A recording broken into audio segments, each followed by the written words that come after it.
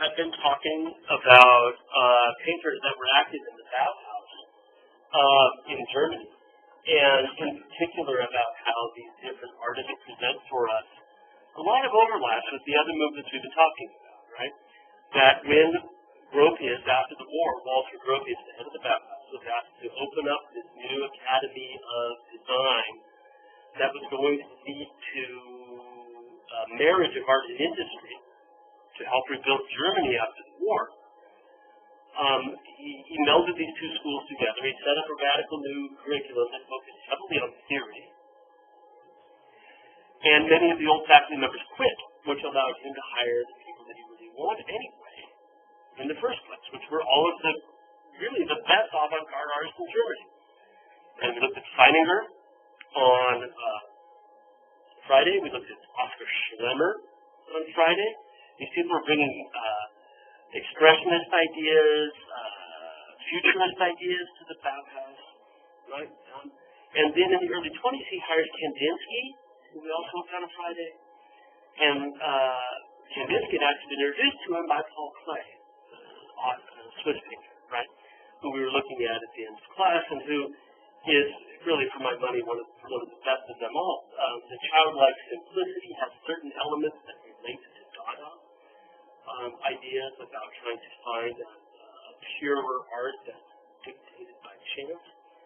And there's a tension between that childlike imagery that he has and a very simplified drawing. There's a tension between that and the incredibly complex technical approach to painting that he brings. Whether it's smearing clay onto the canvas, earthenware on the canvas and scratching through it on your left, painting over the top and just scratching through it, or doing wax resist paintings in the cathedral on your right. And one of the things that Gropius said that he wanted, right, he got this from Schlemmer. We looked at the constructivists, right? We looked at Moholy-Nagy as well, coming to the Bauhaus. He was looking for paintings that had an architectonic spirit. Even though Klee wasn't really teaching painting per se, nor was Kandinsky, right? Klee was teaching form, Kandinsky was teaching color. These were constituent elements of building eventually, right?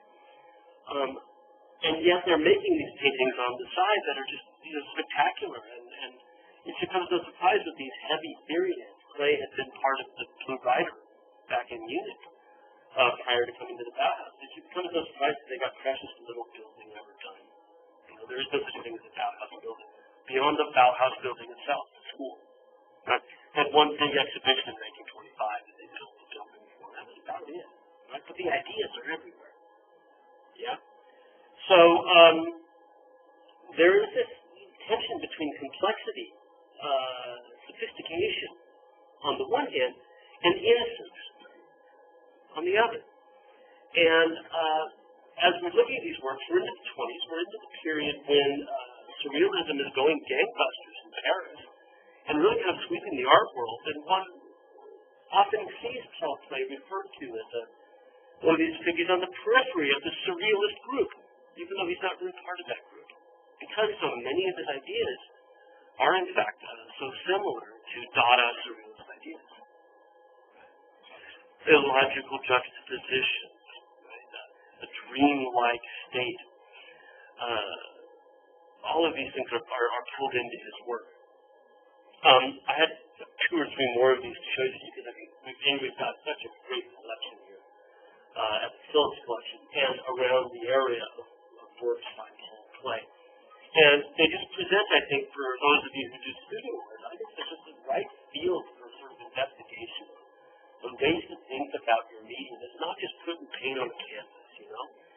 It's ways of thinking about the presentation of visual forms, using traditional things like the canvas, but then going so much further than that, and sort of just violating almost every rule you've ever been taught. So Trina's on your right, which I think is just gorgeous. It's my screensaver for many years, right? Just because I find it so charming.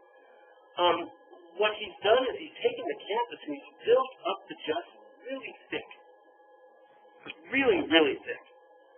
And then, I don't know if there's something mixed into it. It doesn't say that there's any sand in it. But there might be something in it to allow it to get to that sort of sculptural thickness. And then while the gesso's wet, he's actually come back in and scratched into the gesso. Okay? So that's sort of like step one. So far as I can tell, by the way, I've never seen him write about this. It's just my guess from looking at it close up. Is that he goes back and he scratches into the gesso. So you can see that many of the lines have not only scratch, but it's a little furrow from where the gesso's been kicked up. Right through here. You can see that, right? Okay, that double line, right? Which is similar to like a plow in the field, right? So he's scratching back into it with the point. And then he's painting over the top of it, and when he paints over the top of it, the paint catches. It's almost like doing an intaglio print, like an etching or an engraving, in that he's interested in how that relief is now going to catch the paint, the pigment, in different ways, and just naturally become darker because it builds up inside the scratches, or next to those mounds that he's developed. And I think, just from looking at it, that it seems as if he's probably going back in here and he's rubbing it as well, after it's been painted, to achieve that blending that you see between the sort of rainbow of colors that we have, right? And that could then push it into those lines that much better. And it's almost like this is exactly what you do with an etching or an engraving. You mar the surface, or a dry point for that matter. You take a metal plate, you mar the surface, you rub ink into it, and then you polish it with your hand. And the ink comes off of the smoothly polished parts of the plate and stays inside the hole. But that's not going to work with a piece of canvas, right? The ink's going to stay on there, and it's going to stain it. And it's almost like he's taking printmaking techniques and he's applying them to painting, with the exception of the printing part of it, right? So he's preparing the surface in the same way that you might prepare a painting surface. And again, all of the little figures that are here evoke trees, right? Called a tree nursery, right? A place where you go to buy plants for your garden, a tree nursery, and you have all these rows. But the forms also suggest, and this is what I think is utterly fascinating about Paul Klee, the forms also suggest sort of ancient tribal symbols in a way, something incredibly primitive and evocative and quasi-spiritual as well. And this is, I think, what makes Paul Klee's work so profound and really with such lasting resonance, is his ability to channel this sort of primordial image communication and appropriate it into his own work. And he talked, when he wrote about art, he did, just like Kandinsky wrote a bit about these, he talked about these symbols as denoting not only ideas, but also directing the viewer into how to view the picture. I have two more details just so we can see some of those scratches and how that nice, that foresty green or that aqua blue, how it builds up. That's not just the shadow hitting those scratch marks, right? That's that pigment building up inside of it. And it's sort of this knowledge about how pigment behaves and how one can then manipulate it to do what you want is what makes Klee's work so profound. And also, I think, what attaches it to the Bauhaus perspective, which is one that emphasizes craft. And that's what we talked about on Friday, the degree to which there's this, again, within the Bauhaus, there's this sort of polarity between the idea of designing for industry on the one hand, and a dedication to handicraft in a sort of medieval guild-like way on the other hand. And Klee's work is architectonic and really does fit that second idea. The idea of the Bauhaus as a place to learn handicraft in all of its forms, because if you can't make good designs without that, that's their principle. He also has meaning to it, because in the lower right corner, amid all these trees, there's a couple of human figures there. Right? You can see those, okay, can't you? Right? The two figures, these triangular bodies, and they're genderless, right? One has eyes, the other one not so much. And one wonders, with two human figures amid all of these trees, is this a sort of quasi-Garden of Eden that he's presenting? Is this our Adam and Eve before the fall? Is this the innocence before knowledge, which would be a very Dada surrealist idea as well? And we've seen that he's channeling some of these things, right? So, Or are they just a farmer and his wife? You know, and this is the other option is that they're nothing, right? And it's just like, this is our tree farm. This is the guy you buy your Christmas tree from. You know, in the parking lot of CVS. So Clay, you know, just it's hard to imagine this fervent environment at the Bauhaus in the 20s in Germany, where you have got this incredible array of artists teaching these students with the idea that eventually they're going to build.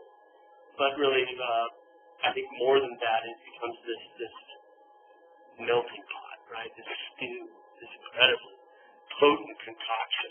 In the same way that Paris had become, you know, after the war as well, where everybody's flocking there. And I think we're not going to have a chance to look at what surrealism does to Picasso, you know, or Matisse for that. It's incredible what's going on in these two seconds in the 20s, right? But it's all ended in 1931, right? As Hitler begins to rise, power 31, 32, the Nazis shut down the Bauhaus. So here's a nice, this is by a Japanese artist that was working, I'm not really looking at it all, but we've seen German expressionist photo montages before, and here's another one showing Nazi troops marching roughshod over the Bauhaus building that has been deconstructed, and bodies laying on the ground as the troops come forward. The Nazis just hated the Bauhaus. They had sort of socialist ideas, and even though the National Socialist Party, real socialists were viewed as the enemy, and this idea of making mass housing for the people, which was really what they were going to try and do, ran afoul. All this creativity and rule breaking is certainly not something that Nazis like. No dictators like rule breakers, do they? They like people want to be like that, right? March in lockstep. And so the idea of independent creativity, you know, going to an art school, learning from somebody who's painting things like this, you know, architecture school, learning from someone like Paul Klee would have been antithetical to them. They shut down the Bauhaus. And Schlemmer went into hiding. Oscar Schlemmer did. Maholi Maj went to London, then came to the United States. Schlemmer eventually came to the States as well, along with Walter Gropius, along with Joseph Alpers, along with Marcel Breuer, the furniture maker. All of them show up, and those are all discussed in one of the 10-minute art fixes or in some of the earlier lectures, right? Clay goes back to his native Switzerland. Right? Liz Alpers on the left. And basically, you know, there was a great quote from the guy that ran my graduate school, well before I went there, not that old, but the Institute of Fine Arts in New York was founded during the 30s as well, as was the Institute for Advanced Study at Princeton. And both of them benefited from the fact that with the rise of the Nazis in the early 30s, there was this mass flood of intellectual talent leaving Germany and moving to England or America, getting out of the continent while they could, because there was little doubt that Hitler was going to try to take over all of the mainland. So they fled. And the head of the Institute of Fine Arts at NYU, the original founder, said, Hitler shakes the tree and I pick up the apples. And I said it was a cute little quote in its way. It's a little insensitive. But nonetheless, Germany's loss was America's gain. You know? All of these artists coming in the 30s radically changed American art. We'll talk about that on Friday as we get to abstract expressionists, the importance of these people arriving. Whether it's Pete Mondrian, who we already talked about in the 10-minute art fix, or this slug of people showing up here. It not only affected American art in the 30s and 40s, but it also very much affected art education to this very day, right? Yeah, exactly. And Einstein was at the Institute of Advanced Study in Princeton, right? Erwin Panofsky, the famous art historian Erwin Panofsky, wrote Everything There Is to Write about early Netherlandish art, came over at that time, right? Just an incredible array of talent. And, you know, the scholars are all leaving just because they're Jewish. However, the artists are leaving because what they're seeing is that after Hitler shuts down the Bauhaus in 1936, he mounted 2 different shows. Hitler, well, his team, right? It's not like Hitler's just out there nailing things in the gallery wall.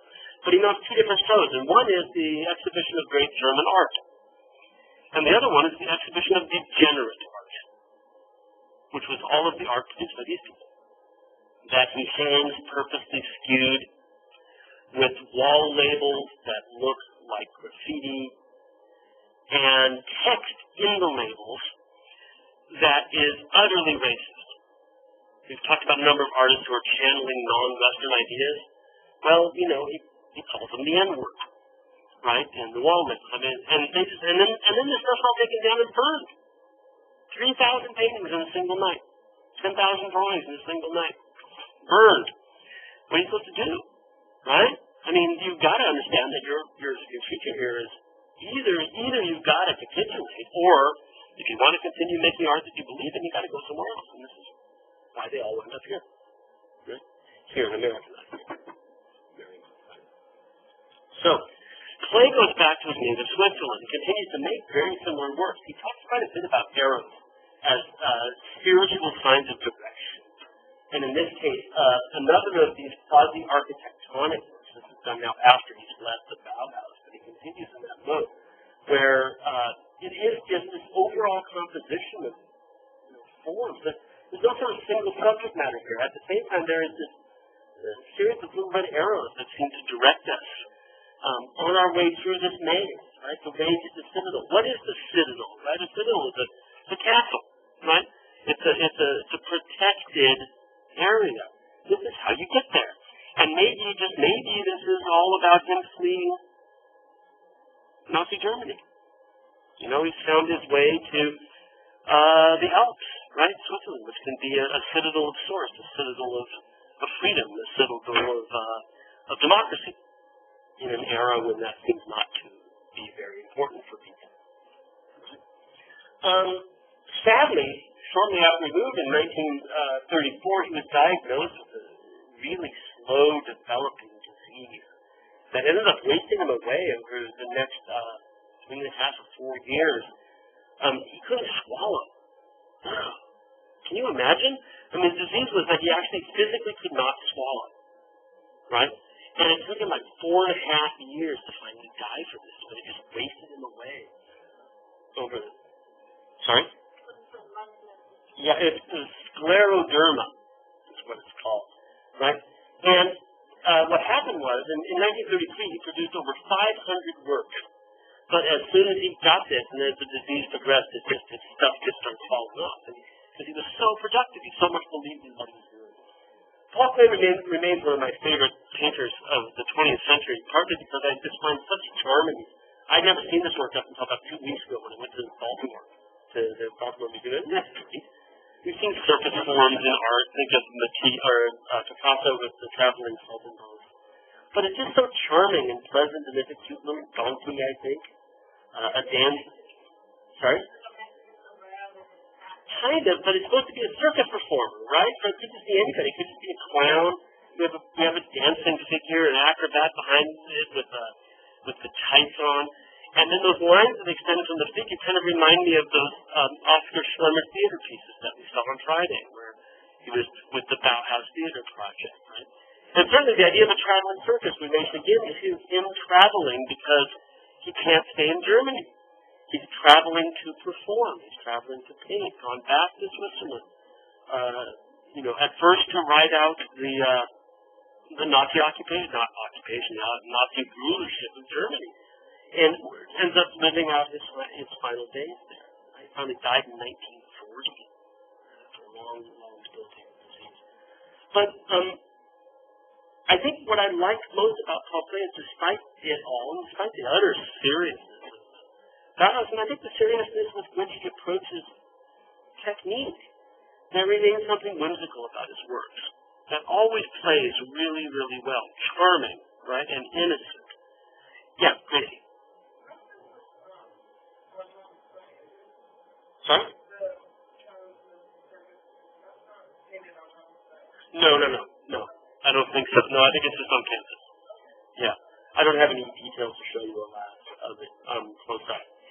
I'll give you another little anecdote that sort of adds to what I'm talking about, this sort of playfulness that exists beneath the very seriousness with which he approaches this, right? There's this anecdote I read when I first started thinking about history about Paul Klee, and it was his downstairs neighbor who heard all this ruckus coming from upstairs. And she came up to Paul Klee's apartment and knocked on the door. And said, "What's all that ruckus?" And he goes, "Oh, I'm so sorry. Sometimes when I'm painting, I dance and I don't realize it." And I just think that just made me love Paul Klee from the get-go, right there. Right there it is that he's finding something in it that is purifying, cleansing, performative, and that puts him in kind of the surrealist camp, doesn't it, in its way? That idea of art as therapy. Amanda, were you raising your hand? Okay. But you do have a question. Well, right. I think that when we think about the degree to which he's approaching technique, so the technique being the application of media, there I think he's deadly serious, right? And deliberate and planned and experimental, but at the same time is very sort of experiment. A good scientific experiment, you know what the results are going to be, right?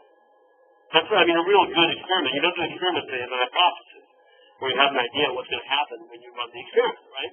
That's a good experiment. That experiment will blow up, right?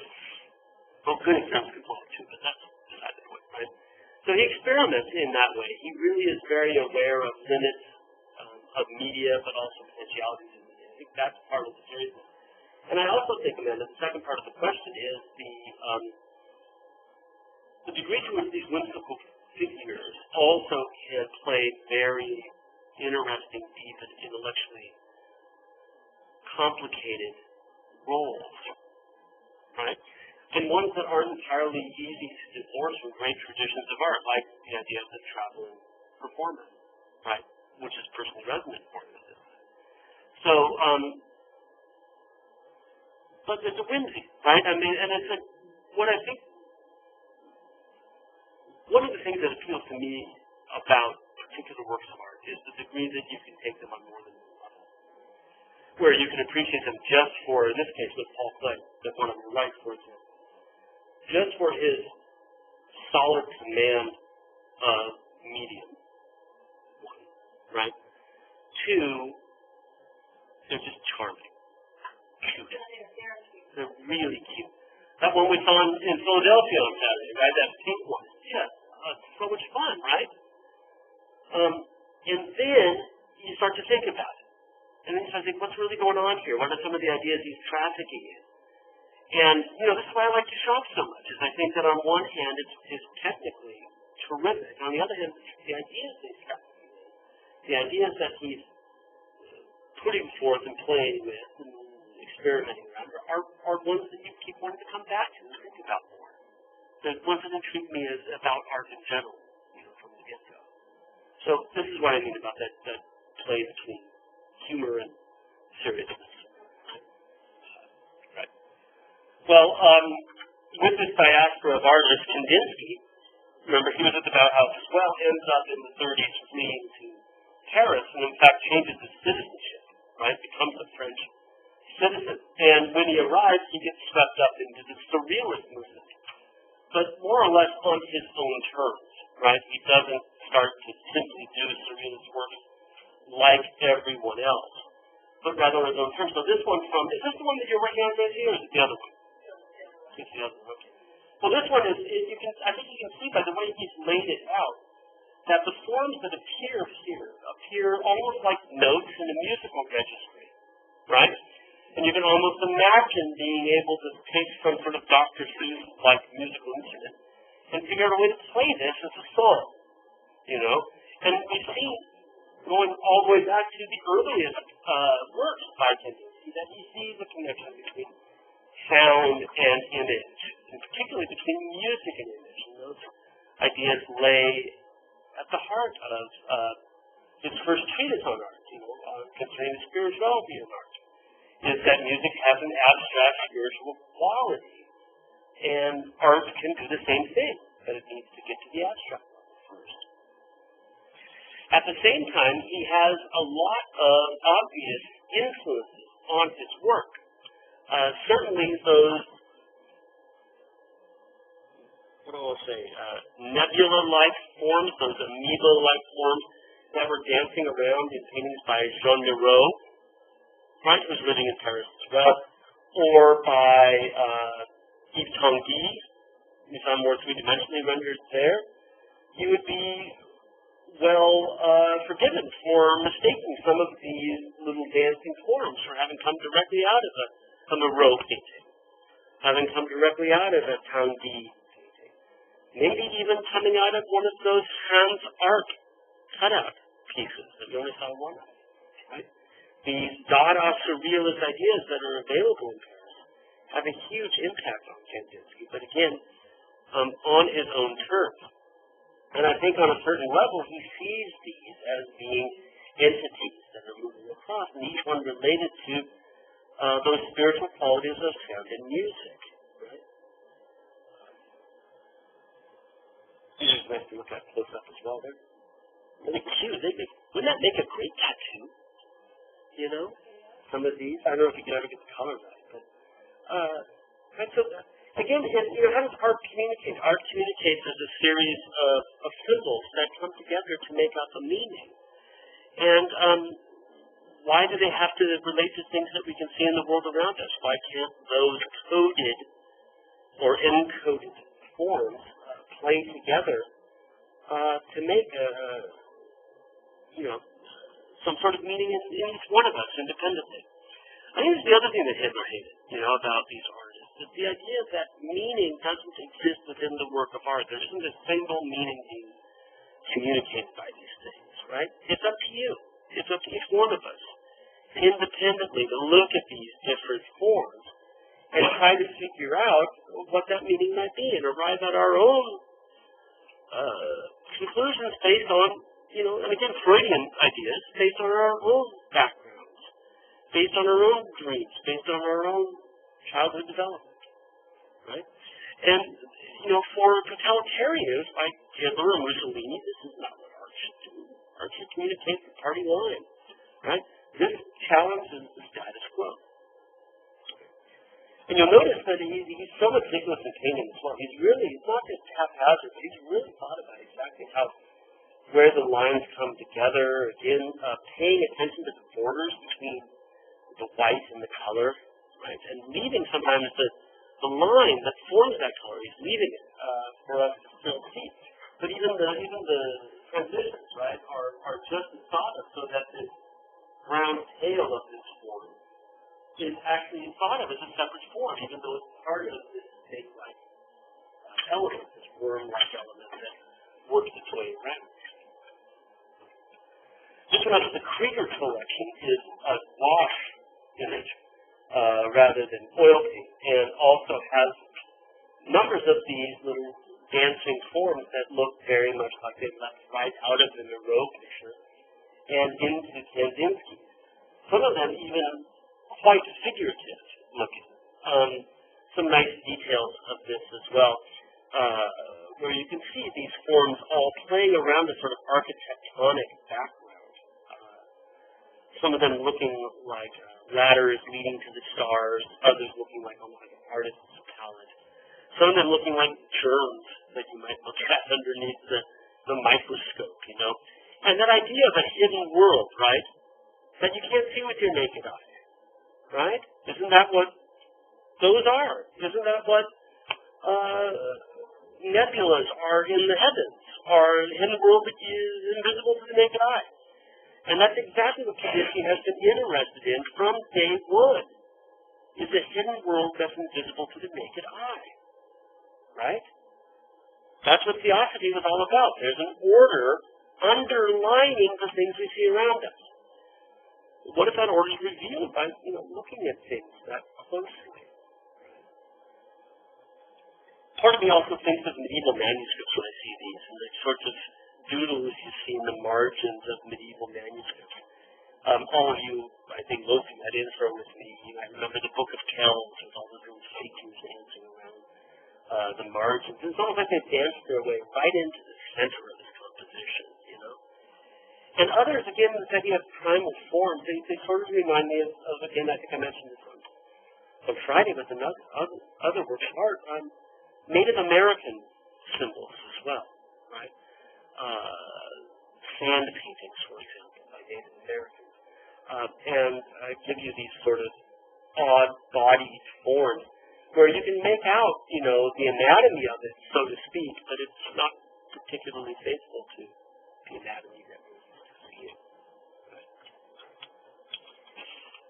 So we'll pick up with these things, these ideas, as we move into abstract expressionists, but I want to talk a little bit more about modern art and how it fits America and why, as we lead our way up to that. And one of the things that we have to talk about as we talk about modern, and we're shifting now full forward to America from here on out, right? For the next 3 or 4 classes, because really after Hitler and all the fascists and totalitarians come into power in Europe, Hitler, Mussolini, and so forth, what we find is that the focus of modern painting really does shift to America. And the ground was right. It didn't just happen all at once. And there's a 10-minute art fix that talks about one conduit for that. We'll mention it today as well. But it's important to talk about the Armory Show, the 1913 Armory Show. This was an organized exhibition in the 69th Armory in New York, on the corner of 26th and Lexington. The Armory is still there. And what an armory is a place where the military stockpiles its supplies. Right? And there was one in New York during World War I because we were afraid, right? Good plan and leave these. So massive interior space here for troops and for equipment. And a huge show was organized in 1913 to try to show America what European artists were doing. The International Exhibition of Modern Art, right, in 1913. And there were around 2,000 works of art in the Armory Show. Almost entirely French. Kandinsky was there, but for the most part, Germans didn't have a big say in this, right? Or a big show, I should say. Because it was put together by the Americans, and it's primarily French. There were no futurists there at all, right? And like I said, there were a few works by Kandinsky in the mix. And as you can tell from the interior here, some of them are quite obviously Cubist works, right? You can make those out pretty clearly. But then there are also those that are probably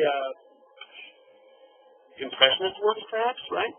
And in fact, the show, even though it's called modern art, I guess we're calling this modern art, aren't we? It's 100 years old, right?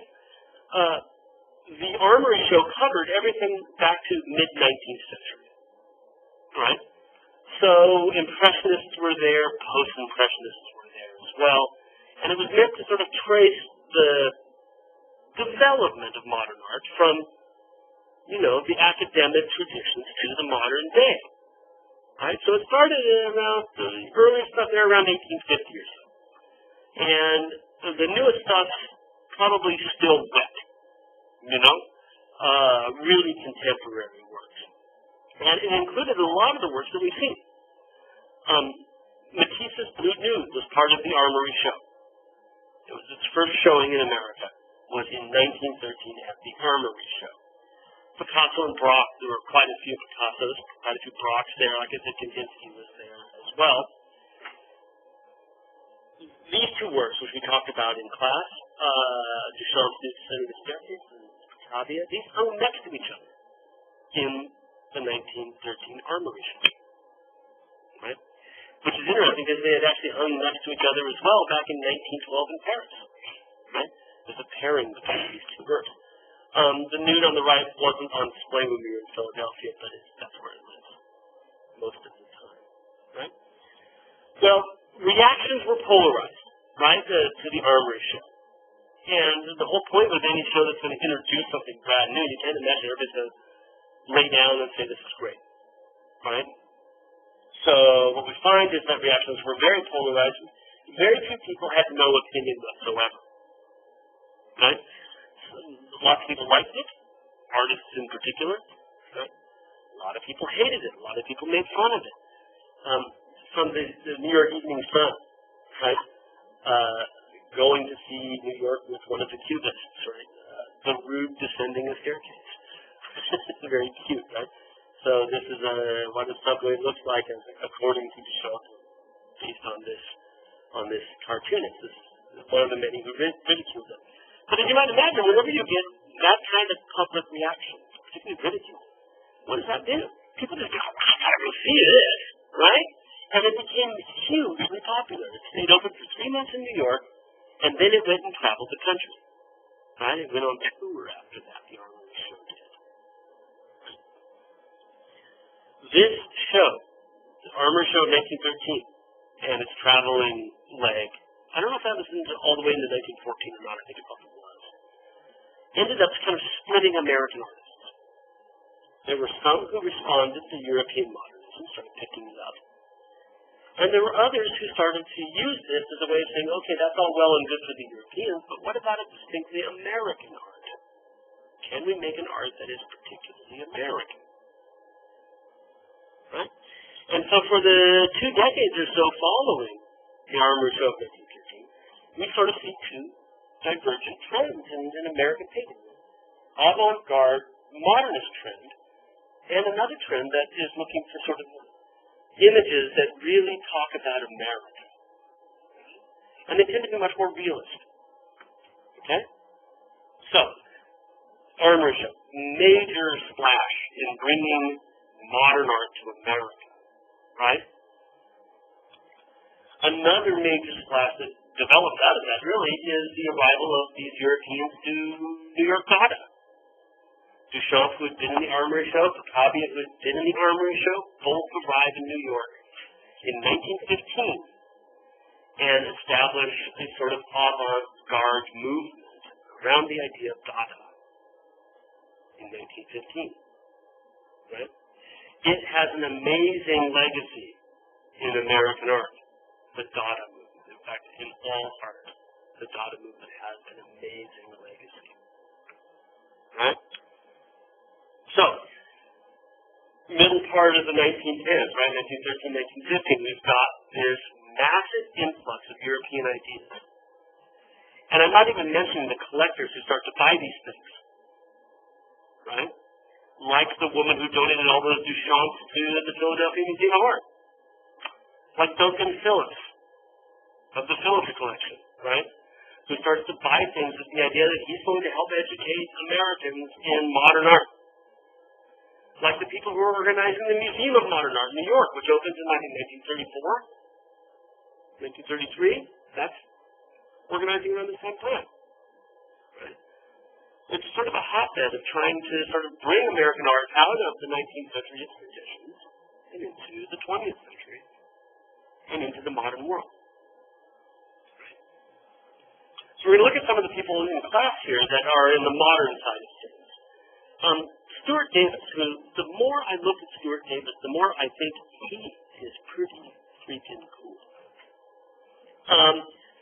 He had not been to Europe yet, but saw the Armory Show in 1913 and immediately decided that he wanted to start doing things in the same spirit as the Europeans. He's particularly, as you might have, well, you tell me, what's he particularly enamored with? What has he seen in the Armory Show? What kind of European art has he been looking at? The Cubist. The other one, the synthetic Cubist, right? Later Picasso and Braque, who began to collage paper elements into a work, right? Slightly architectonic, however, kind of looking a little bit more like a constructivist, like Kurt Schmitter's Merz picture, for example, who also collaged together paper elements, from the world around him in a very different way. A little bit of both of these things seem to be coming together in the work of Stuart Davis. Now, he did a whole series of works that incorporate elements of smoking. Right? Bull Durham was a brand of tobacco. Right? And Zigzag is you guys know that, don't you? Zigzag is rolling papers. When I was a kid, right? That's what you want. Right? That's the rolling paper of choice, the zigzag or big bamboo. And zigzag is a rolling paper, goes with fragrance, right? So it's all about rolling up your own cigarettes, and real cigarettes, right? Not marijuana. Okay. And other elements here relate to the idea of smoking. And this is not the only picture he did. Did quite a few of these. Some of them with Lucky Strike labels, right? And part of it is collage, and part of it is simply painted on Stuart Davis's part.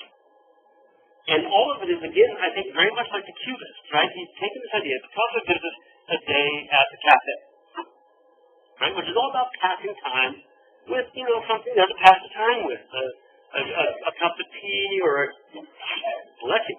or a glass of beer, or even sometimes cigarettes there as well. Well, what Davis has done is he's pared it down to focus only on the ideas. Chilling with a good cigarette. I'm not advocating smoking, but most people who do smoke, and my wife used to, right, would talk about the fact that it has this relaxing quality, right? You've got to chill. And it gives you something to do while you do chill. It's very hard to, I'll give you a second, it's very hard to sort of sit down and do nothing. Isn't it? Right? However, like a novel can give you that time to do nothing. Good book. Right? Sketchpad. Right? Glass of beer. A cigarette. And I think he's taking that Cubist idea of capturing the elapsing of time in a single image and doing it from a different motif that's very much more focused than what the Cubists were doing, right? It's all about this one activity. And this is just one of many paintings he does based on that. So in your textbook, there's another one that's all about Lucky Strike, right? Tobacco. And then, indeed it is. And that was the play on words with the Kevin Costner movie, right? The Durham Bull was based on the fact that was the North Carolina Tobacco Company, right? Yeah. Right, exactly. It's all together. So anyway, this was up at the Baltimore Museum of Art, and it shows this sort of synthetic Cubist collaging, but also kind of like even later Picasso, where he started to paint to look like it was a collage. This falls into both of them. I mean, those are real strings there. That bull that's on the coin is real as well. And it's the sort of the seal that was on the wrapper, right? A tobacco came in a pouch, a plastic airtight pouch, right? And it had a flap over it, so it could get a little bit of air in, so it didn't mold on you, right? And if people who, I used to smoke a pipe from time to time just because I inherited it with my grandpa and I thought it looked cool. And then I had a heart attack and realized it was so stupid. Anyway, you get a leather pouch and do the same thing, and usually what happens with the pouch as it comes over is when it comes, it's sealed, right? Like an old letter, and that's what that silver bit is.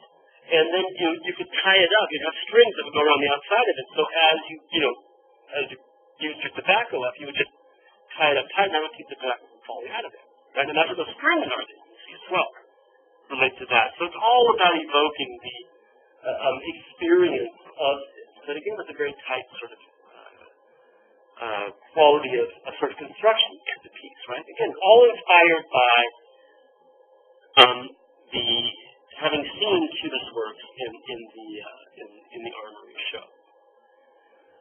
Later works, especially in the late 1920s, he begins to get significantly more abstract. He starts to, he calls these things egg beater, but you'll be hard pressed to find the egg beater, won't you? Right? Egg beater number 4, the whole series of these. And there's no linear progression. Sometimes the early ones are recognizable, the late ones are not. Just sort of this playing with his ideas, and he's using still life. And this is, I think, where he does something totally different from what the Cubists do. He uses the still life elements as the basis for forms, lines, that make up the composition, but aren't related to the thing he started with. You know what I mean? So if you imagine, he said that this was an egg beater and an electric fan and a glove, a rubber glove. Okay? That's what he said he started with. And instead of showing us sort of, the rubber glove, that's what Dali would have done, rubber gloves, take a couple of bands or something like that, right? Or what a precision painter, like sort of the purists might have done with the blades of the fan in the background, right?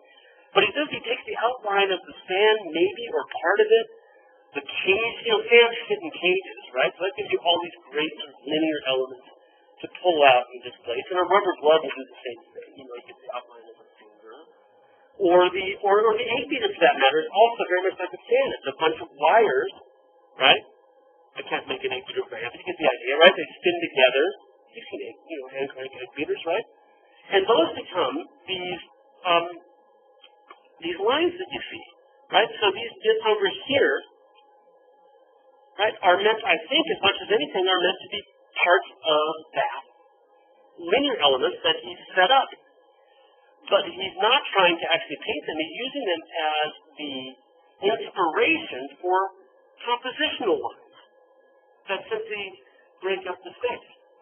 At the same time, he uses a bit of architecture. It looks like a room, doesn't it? You can see the floor in the corner of the studio, and what looks like maybe buildings outside a window at the very top, right? But the objects themselves, unlike the early picture, Bull Durham, where everything is about a single activity, an 8-beater, an electric fan, and a rubber glove have nothing to do with each other, right? Totally dissociative objects. Aha, data, right? Juxtaposition. Things that don't make sense together. That's one thing, right? But also then, significantly more abstract than any cubist work. And really impossible to define how the forms that end up on the canvas, which is really ostensibly flat as well, how those forms relate to the things he says are there. Right? So significant, what is that black thing with the red ends? Is it part of the fan? Is it part of the 8-beater? Maybe it's the handle. Maybe you have an 8-beater with the handle. I don't know. I don't think he cares. I don't think he wants us to know. Right? What he wants is an abstract composition. And in order to get there, he had to set something up for himself to get there. Right? So he starts to do these sorts of things around 1927 or so, fairly late on, which is to say, 3 years after Dada's making news in Paris. And it's also, 1928 is the same year he finally goes to Paris. Right? He's never been before. He's been making paintings since the early teens, mid-teens. He's seen the Armory Show. That's where he started. That's 1913. 15 years later, he finally gets to Paris. I think it's a good picture. I think it's really charming, right? I would own that picture. It's so Paris. But it also kind of reminds me of like the Pink Panther cartoons. He did, very much so because of the simplicity of the way it's drawn and the way, look how, even though everything's kind of the same tonal range except for that black building in the back, the light comes out of the cafe because it's yellow, that amazing yellow, right? So he's been to Paris. Maybe this is why he starts to shift to these significantly more abstract, more surreal, more Dada-inspired works of the late 20s. It's because of this experience, this first-hand exposure. He's been there when he gets there a year before Dali does. Stuart Davis gets to Paris and the Surrealists before Dali. Do I need to say anything more about how late Dali is to the game? Right? He doesn't get there until 1929. I'm sorry, he's your favorite artist. Gets him regularly. Right? And like many of our French artists, he's really interested in the medium. The black buildings have sand in it. Right? The paint has sand mixed into it. And we've seen the Philadelphia Sorbonne did this, right? The Picasso had been doing it, the work at the Krieger Museum that we saw earlier, about 1918. Picasso was doing that as well. Paul Klee is doing it in Germany, right? Playing with alternative forms of pigment. Right? And Stuart Davis is very much as well. The surface of this is actually terrific, buttery, but the case is all been laid on. Like I said, it's not like it's a linear progression either. His works sometimes get slightly more recognizable. Still like with the saw, but okay, where's the saw? It's still like with the lute. That much I can buy, but how does it still like with the saw? And I think, again, that's that surrealist Dada kick in the teeth. right? Where it's not meant to be fully understood, right? And at the same time, even though part of it is recognizable as a wound rope, right? You get a sense of that form and the green form up above, that maybe he's also channeling Miro with the idea of the automatic line. Remember the horse trainer that we saw, where the horse trainer was just a big V, right? Or Masson's work, where he's pouring paint out of the tube onto the canvas and seeing where that led him, and in pouring sand into it, right? He's channeling a lot of what he gets there firsthand into something that doesn't really look like the rest of his stuff. Stuart Davis is like the easiest unknown you'll ever have, I think. There's just something about a Stuart Davis that stands out from the rest of the room. And I used to find it quite simplistic, but the more I look at his stuff, the more I think he's really fantastic. Because he's channeling these things other artists have picked up on, but he's not really thinking they are, you know? And these disembodied forms, like, this thing back here, or whatever this is up here, have their root, have their genesis in Miro's work. But they don't look anything like what Miro does. They look entirely different from that. And the fact that they're all floating, right, reminds me of that very much as well. Quickly, two other Stuart Davises from other museums around here. He came back from Paris in 1932, so he spent like 4 years there, right, in Paris. And he returned to the United States in 1932. And when he gets back, America is deep in the Depression, right? That's the years of the Great Depression.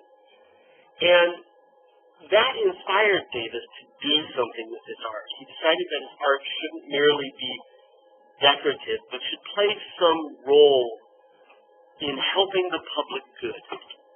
Because the country was so screwed up that he felt that, artists making easel paintings himself for the art market is only helping the people who don't need help. He wants to make art for the common man and be able to take art and benefit others around him. He feels socially motivated. And he created a great number of murals for the Works Progress Administration. Have you ever heard of the WPA? This was part of it. Okay, in order to combat the Great Depression, President Roosevelt, Franklin Delano Roosevelt, lots of initials here, FDR founded the WPA, with Works Progress Administration. And what the Works Progress Administration was a series of, and not unlike, when Obama first got to office and he put in things to get America back to work, right? This is your tax holiday. He brought on 270, there would be signs that said, hey, the idea was to put America back to work by using government funding to set up projects that would put people to work. And this is everything from building things like the Hoover Dam, right, to other things like murals in public spaces that would make the world or the country a better place. So the Works Progress Administration had something called the Federal Arts Project. And it was to put artists to work as well, to combat unemployment. And the Federal Arts Project part of the WPA is all part of the New Deal, right? The Federal Arts Project had two different legs. One was easel painting. They're going to support artists to make easel paintings. We're going to make good art in America. The other part was mural projects for places like post offices and banks, right? Train stations and whatnot, right? Would be all part of the Federal Arts Project, right? So this one at the Smithsonian is a fairly large, small piece, 15 by 22 inches. But it's a study for a mural that was going to go into the 1939 World's Fair in New York City. And the whole idea is to take these kind of disembodied forms that he's been experimenting with and bring them together in a way that's charming and pleasing and uplifting and celebrates the city of New York. And as you look at it, you can see that there are these what you want to call them, symbols, these symbolic figures that suggest progress, right? The star on top of the tower on the right, the buildings rising above what appears to be maybe a harbor down below. Also on the right, arrows and wind blowing and flags flying and everything is celebratory, right? And this was the project for something larger. And the idea that you could give something back to society is caught up in the idea of a mural painting, right? A mural painting isn't just for one person. A mural painting is for the community. It's in a public venue, usually a government-held venue, although banks don't fall into that. And by painting murals, you can make an art that benefits the community rather than the individual. And that's what Stuart Davis ideally wants to do. That doesn't mean he gives up entirely panel painting. And you can see he lived a good long time. Hey, we got to the 50s. One picture. He saw, as he writes about his art, he said that he felt that American jazz music was the closest thing to abstract painting out there. Right?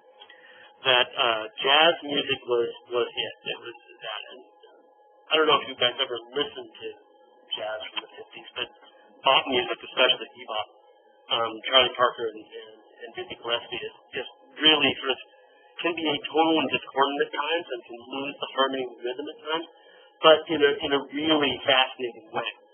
And his painting here, Rappaport's was a prominent jazz venue in New York City.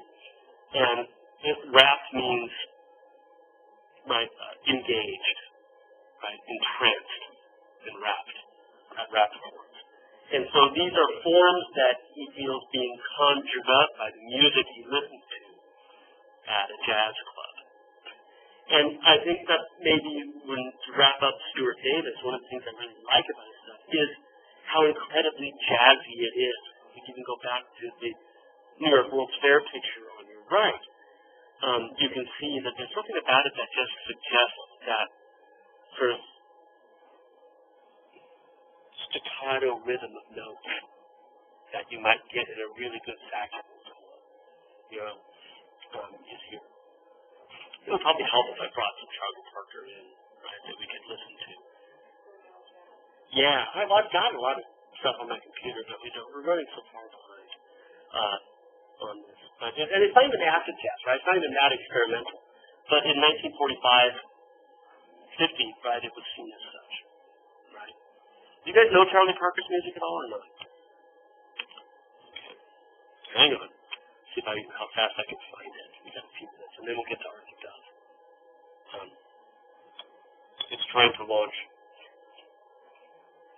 Maybe it is launching. I wonder if I'm going to get into trouble for doing this on the recorder. It's a good effort anyway.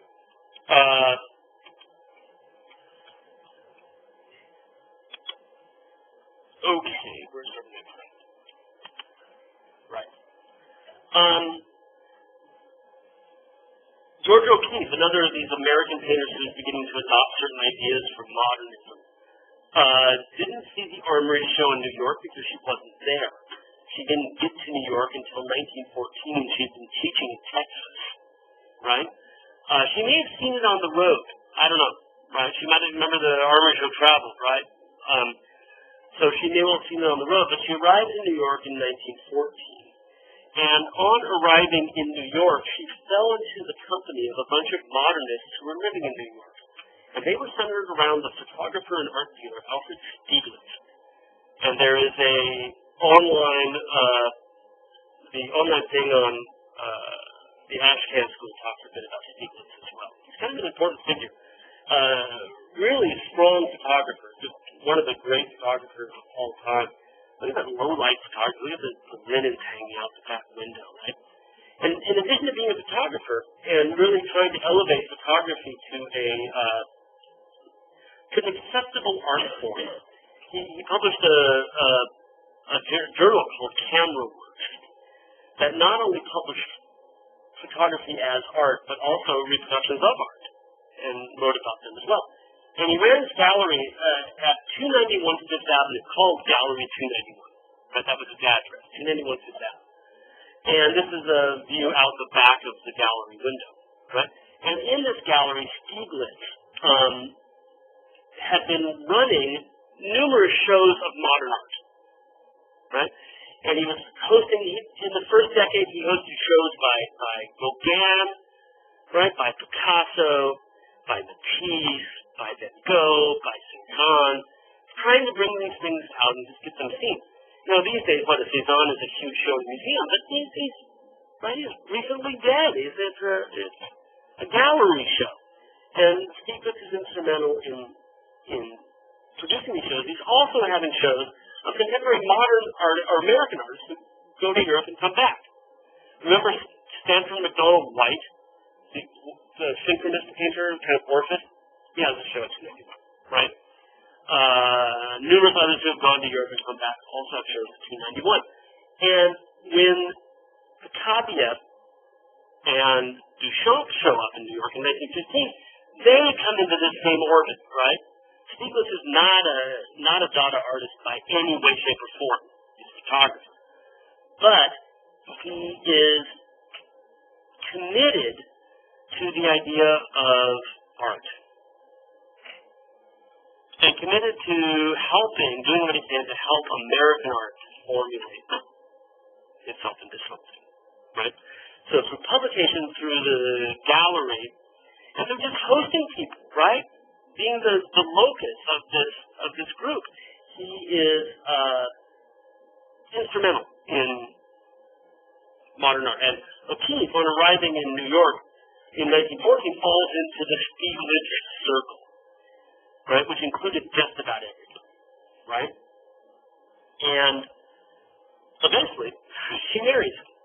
1924, 10 years later, they get married, Stieglitz and O'Keeffe do, right? So she's probably closer in that circle than anybody. Right? Now, she is doing things as well that come directly out of exposure to European modernism. In particular, she was studying the writings of Kandinsky.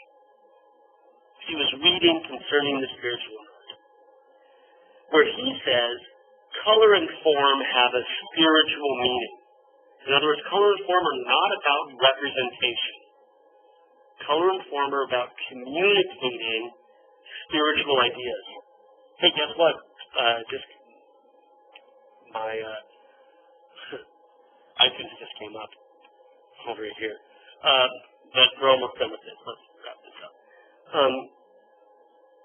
Color and form are about spiritual ideas, not about representation. They're supposed to direct us to ideas that aren't there in the world around us, but in fact are hidden, right, by the world around us.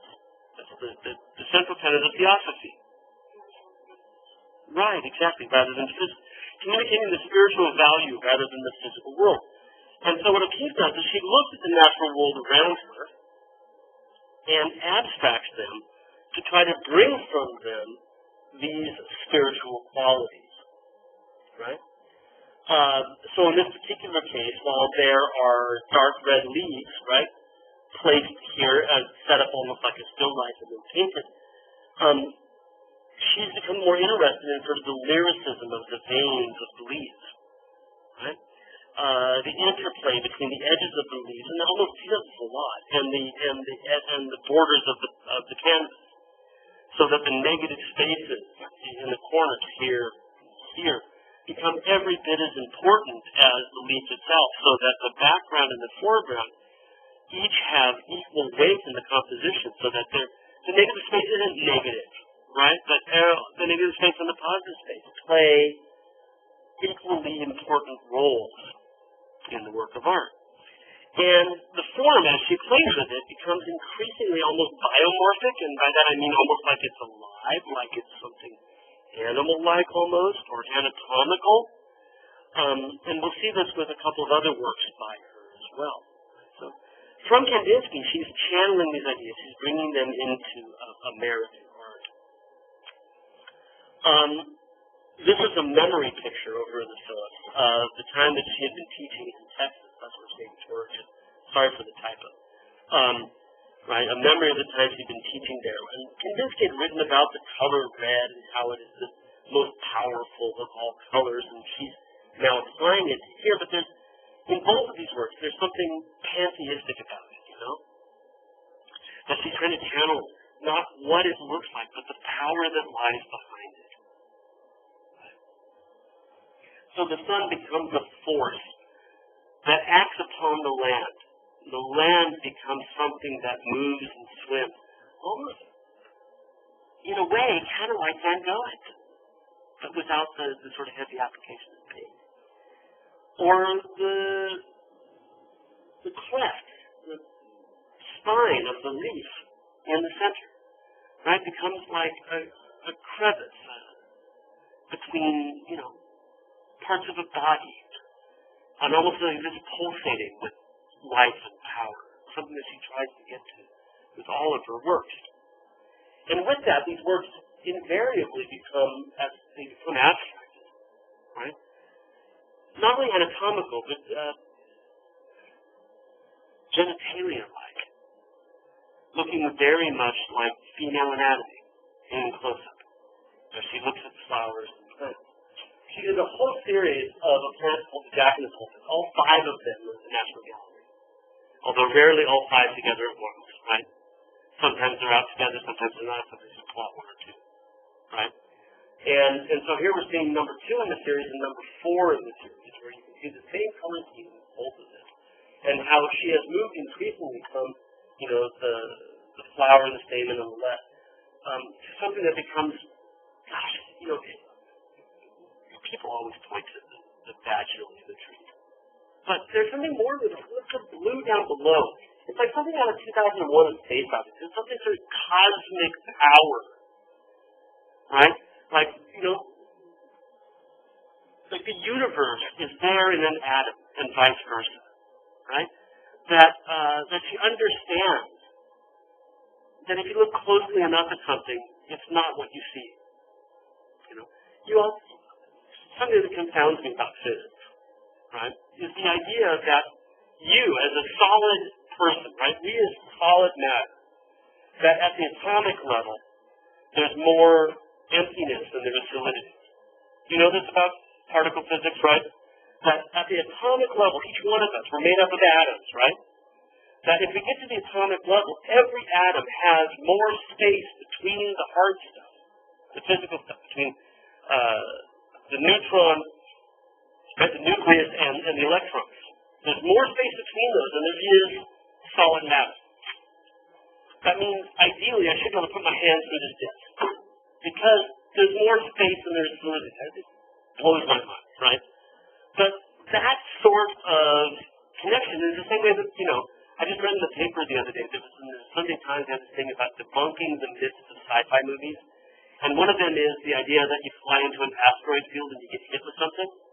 It's like asteroids have so much space between them that there's no way you would have to fly like Han Solo does, to miss them. You wouldn't have to do that because they're too far apart and you're too small. Okay?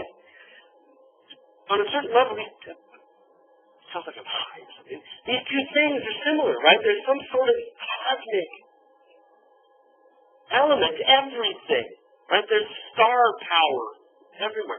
And look what he does. It's almost like that is like a big bang or something. But there's, on the right especially, right?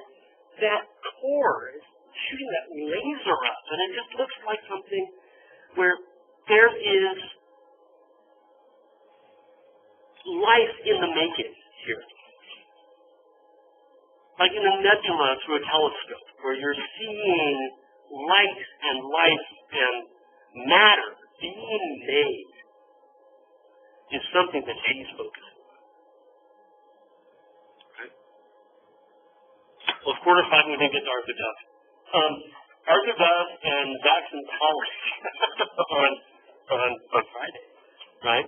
There is a new 10-minute art fix-up that talks about the realist painters in this period. Like I said, the other thing on Friday we'll be talking about will be the final and how to make sense of it all, because there's so much. So we'll have a chance to chat about that as well and get into abstract expression. So I will see you then.